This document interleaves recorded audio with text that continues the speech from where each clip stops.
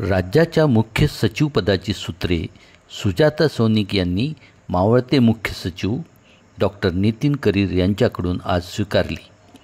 राज्याच्या पहिल्या महिला मुख्य सचिव होण्याचा मानही सौनिक यांना मिळाला आहे. मावळते मुख्य सचिव डॉक्टर नितीन करीर यांनी मुख्य सचिव सुजाता सोनिक यांचे पुष्पगुच्छ देऊन स्वागत केले.